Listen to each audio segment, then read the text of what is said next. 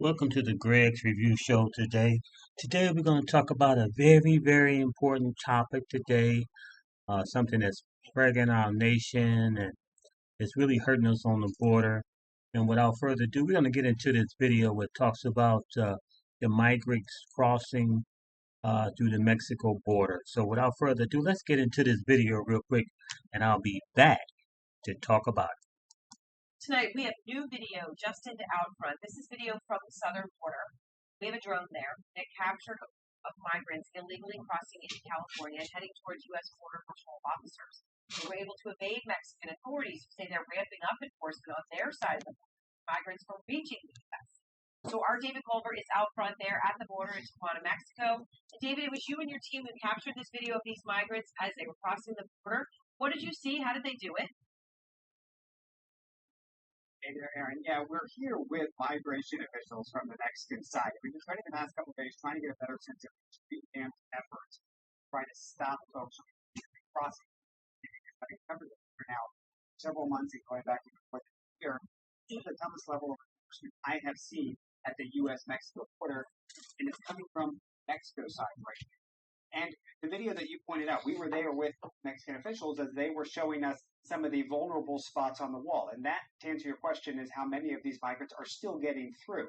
They'll either, as you can even see behind me, use portions of the wall and have equipment to cut out little squares. And usually they're doing that with smugglers who are backed by cartels and able to get in. Or you can even see up here on this portion of the wall, there's markings higher up, and there's a lot of them. They have made these ladders that essentially they'll throw up and then they'll scale up the wall and continue down the other side. Now, when they get to the other side of this one here, they're on U.S. territory, but there's yet another wall in this portion that keeps them from entering the U.S. right away, so they have to be processed, and many of them are trying to get those claims for asylum processed by U.S. officials, Aaron. It is amazing, David, what you're showing us, what you're seeing in plain sight, the markings, the places to throw the ladders up, just seeing it so tangibly. And these crossings, I mean, obviously you've got, the United States has a crisis on its hands. But what's fascinating from what sounds like what you're saying is it's Mexican authorities who are taking action, that residents in Mexico are increasingly frustrated with the migration crisis as well. So what are you seeing on that?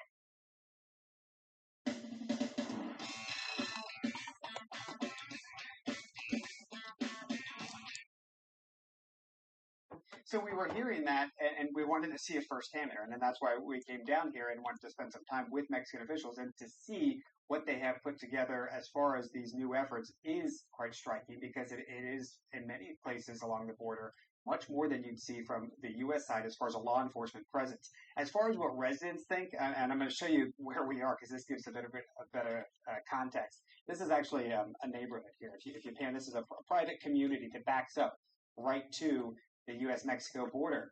And it's interesting because we've been in touch with net residents on the U.S. side, and they're angry, and they have shared with us over the past several months that they have these migrants coming through their property, and that is frustrating them. The same type of frustration is felt here on the Mexico side, and communities like this is actually a private wall, are dealing with smugglers who will come through, and they'll drop off groups of migrants in areas like this, and then even in this portion, you can see they have pulled back some of the barbed wire on this private cement wall, and they use that then to climb over the actual border wall. And so what has now been the result?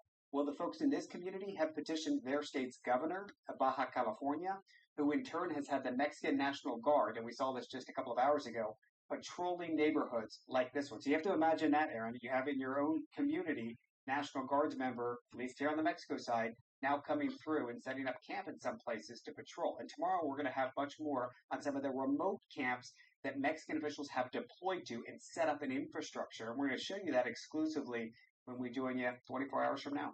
Wow, it is absolutely incredible. And it's just so amazing when you see them actually just walking through the scrub there. It's just that instability, that uncertainty that is so pervasive and permeating both sides of the border from what you're showing.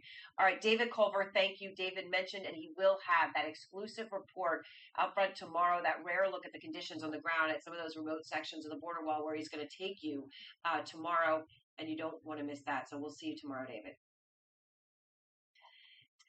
All right, and I want to go now to the Democratic congressman from New York.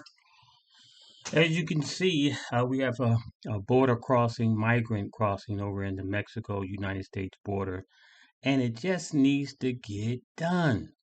Whether you're Republican or Democrat, our borders need to be safe from migrants that's crossing the border illegally, and it's not right. And then they're coming up here, setting up shop into sanctuary cities, and our elected officials, particularly our Democrats, are papering these people up.